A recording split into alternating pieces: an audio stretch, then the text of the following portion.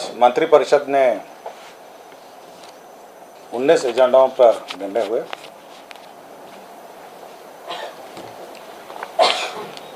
आज मंत्रिपरिषद ने 2 मामलों में बिहार आकस्मिकता निधि से अग्रिम की स्वीकृति दी। पहला मामला जो अभी मानसून सूखे और अल्पवृष्टि की स्थिति है और सुखाड़ है, उसमें आपको याद होगा कि कुछ दिन पहले 29 करोड़ 95 लाख के BCF जो आकस्मिकता निधि से एडवांस की स्वीकृति दी गई थी, आज अतिरिक्त 60 करोड़ इसी मद के लिए आकस्मिकता निधि से स्वीकृति दी गई। तो एक महत्वपूर्ण एजेंडा है जो इस पर आज स्वीकृति दी गई। इसके साथ साथ हमारे जो मद्य निषेध उत्पाद विभाग के द्वारा अभियान चलाए जा रहे हैं, उस अभियान के संचालन के लिए 25 करोड़ की राशि बिहार राज्य आकस्मिकता निधि से स्वीकृति दी गई। इसी से आपको जानकारी होगा, विभिन्न अभियान चलाए जाते हैं, रेड किए जाते हैं, ड्रोन से भी रेड किए जाते हैं। तो उसी का व्यय के लिए यह राशि की स्वीकृति दी गई।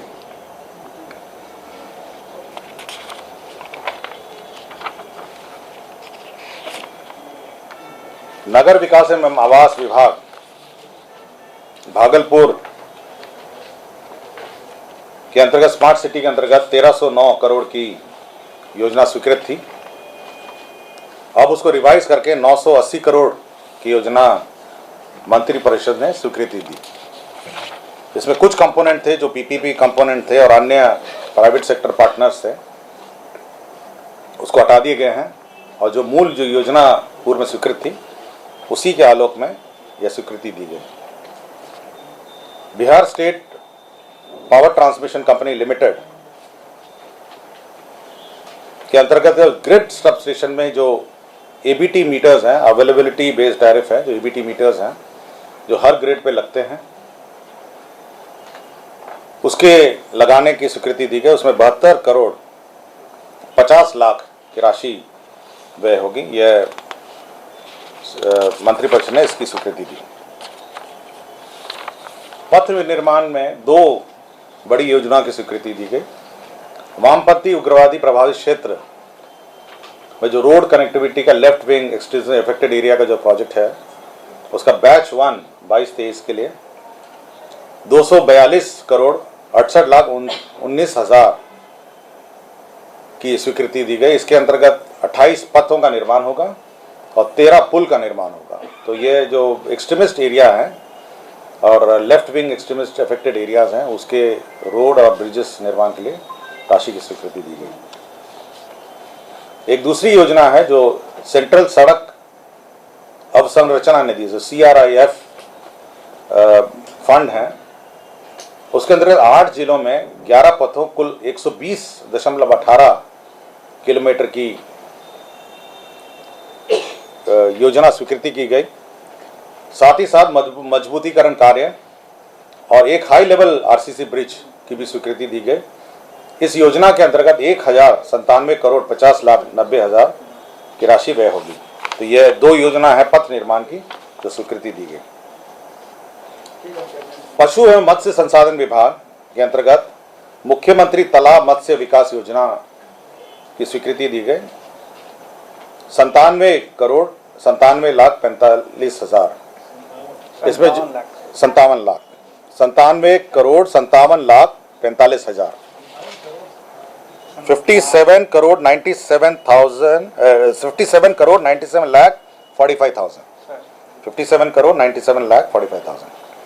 इस योजना के अंतर्गत जो हमारे विभिन्न तालाब हैं उसका सुदृढ़ीकरण, जो हमारे फिंगरलिंग्स हैं उसके उत्पादन के लिए सब्सिडीज हैं और हैचरीज के लिए सब्सिडीज हैं। जो बेसिक जो फिशरीज इंफ्रास्ट्रक्चर है, मैं उसके कंपोनेंट पढ़ देता हूं। उसमें तालाब मत्स्य हेतु उन्नत इनपुट है, तो तालाब के इनपुट के लिए 6,000 रुपये प्रति हेक्टेयर की दर से दिया जाएगा। उन्नत मत्स्य बीज उत्पादन मतलब जो बीज मछली का जो बीज है उसके उत्पादन के लिए भी राशि दी जा रही है।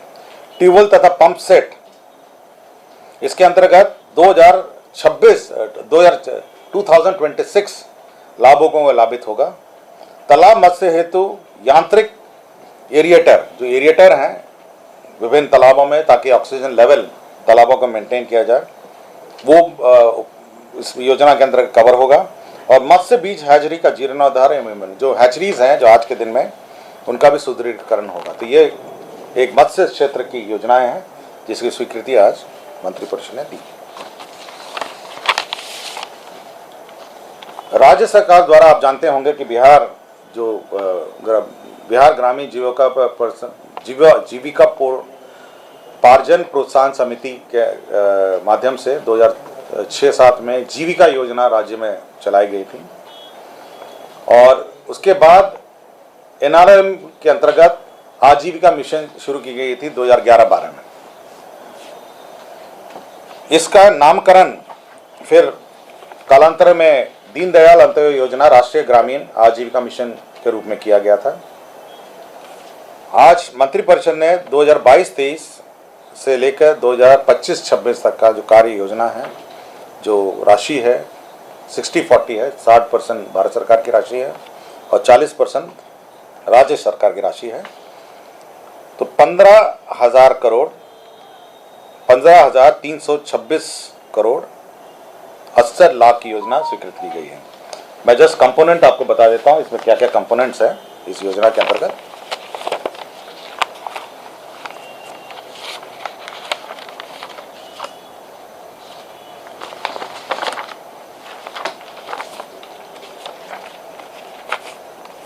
इसमें राशि मैं बता देता हूं क्या क्या है। इसमें केंद्रांश के रूप में 9,196 करोड़ की राशि प्राप्त होगी और राज्य सरकार द्वारा 6,130 करोड़ की राशि इसमें लगाई जाएगी। तो 60-40 का रेशियो है। और इसमें institutional building and capacity building cost है, इंस्टीट्यूशनल बिल्डिंग, जिसमें 2,744 करोड़ की राशि लगेगी। कम्युनिटी इन्वेस्टमेंट सपोर्ट कॉस्ट है जिसमें 10,559 करोड़ की राशि लगेगी। इनोवेशन एंड पार्टनरशिप सपोर्ट है जिसमें 210 करोड़ लगेगा। प्रोजेक्ट इम्प्लीमेंटेशन सपोर्ट कॉस्ट है जिसमें 913 करोड़ लगेगा। और इंटरेस्ट सबवेंशन कॉस्ट है, जो विभिन्न व्यवसायिक कार्य चलाते हैं उसमें इंटरेस्ट सबवेंशन का भी प्रावधान है जिसमें 900 करोड़ लगेगा। तो कुल मिला के 15,326 करोड़ का ये बजट है। तो ये एक बड़ी योजना है जो 2022-23 से लेकर 2025-26 तक इसका कार्यान्वयन किया जाएगा।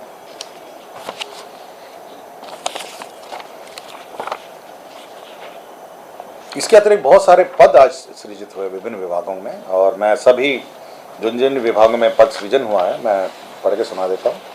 पहला तो है गृह विभाग के अंतर्गत बिहार पुलिस भवन निर्माण निगम के अंतर्गत गोदाम चौकीदार के 20 पद प्रत्यार्पित करते हुए सहायक अभियंता विद्युत के 6 पद के सृजन किया गया था। तो ये एक जो बिहार पुलिस भवन निर्माण निगम है जो विभिन्न हमारे पुलिस इंफ्रास्ट्रक्चर का निर्माण करता है और विभिन्न पुलिस इंफ्रास्ट्रक्चर का मेंटेनेंस करता है, उसके अंतर्गत ये 6 पद की स्वीकृति दी गई।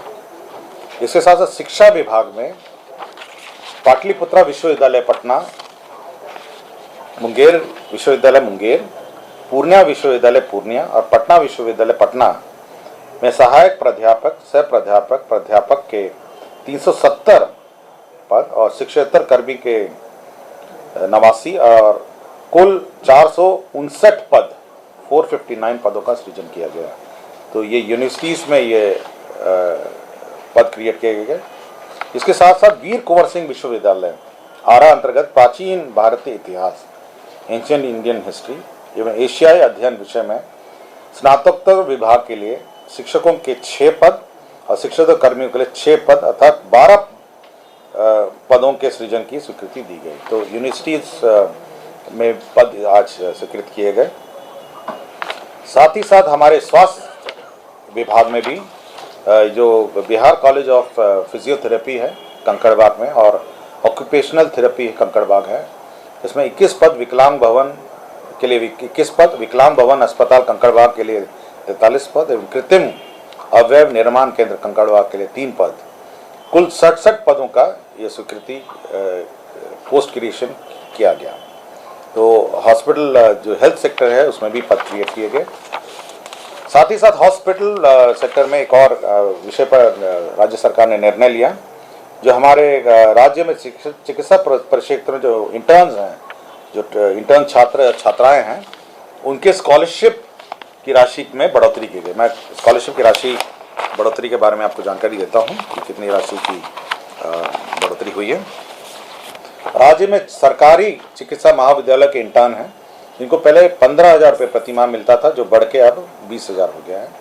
पटना दंत महाविद्यालय में इंटर्न्स हैं, जिनको पहले 15,000 मिलता था, अभी बढ़ के 20,000 हो गया है।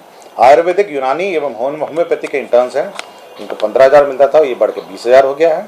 और फिजियोथेरेपी एवं ऑक्यूपेशनल थेरेपी इंटर्न्स हैं, इनको 11,000 मिलता था, अभी 15,000 मिलता है। तो ये एक महत्वपूर्ण एजेंडा है जो हमारे कौन सा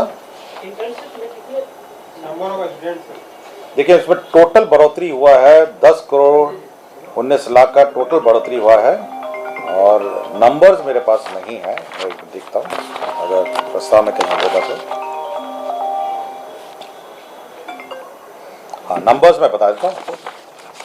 इसमें राज्य के सरकारी चिकित्सा महाविद्यालय में इंटर्न जो हैं 1,290 हैं, 1,290 है। पटना दंत विश्वविद्यालय पटना में इंटर्न्स हैं 40। आयुर्वेदिक, यूनानी एवं होम्योपैथी के इंटर्न्स हैं 353 और फिजियोथेरेपी में ऑक्यूपेशनल थेरेपी इंटर्न्स हैं 40। तो टोटल जो इस पर पूरा कॉस्ट है, अगर आप देखेंगे जो रिवाइज्ड जो आपका ये जो इंटर्न्स को स्कॉलरशिप मिलेगा वो हो जाता है 41 करोड़ 11 लाख 20 हज़ार। तो ये टोटल व्यय होता है।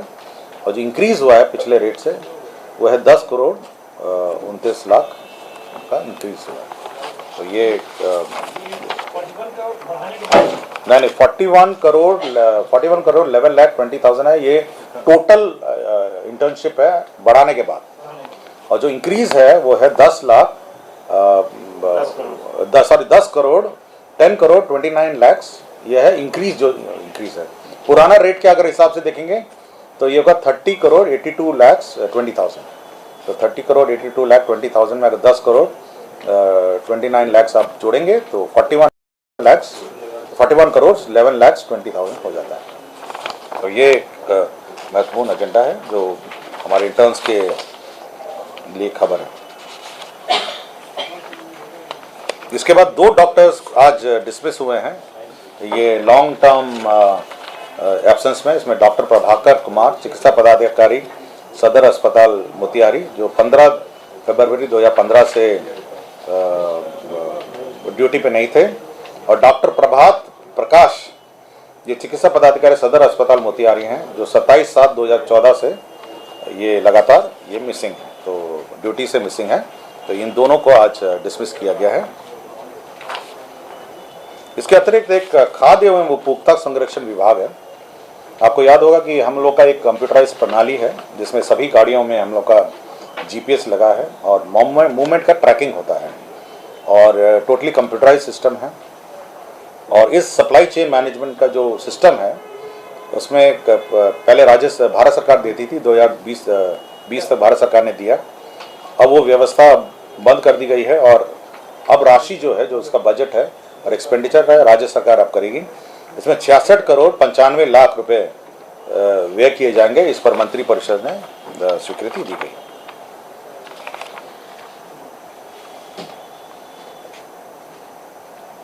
और एक पूर्णिया राजकीय चिकित्सा महाविद्यालय पूर्णिया है, अस्पताल पूर्णिया में, जो अब आपका एनएमसी का जो नॉर्म्स हैं उसमें 100 MBBS सीट्स की क्षमता के लिए कुल चिकित्सा महाविद्यालय के लिए 135 और चिकित्सा महाविद्यालय अस्पताल के लिए 288, कुल 423 नए पदों के सृजन की स्वीकृति दी गई है। तो ये पूर्णिया हॉस्पिटल ऑलमोस्ट कंप्लीट हो गया है, मेडिकल कॉलेज एंड हॉस्पिटल।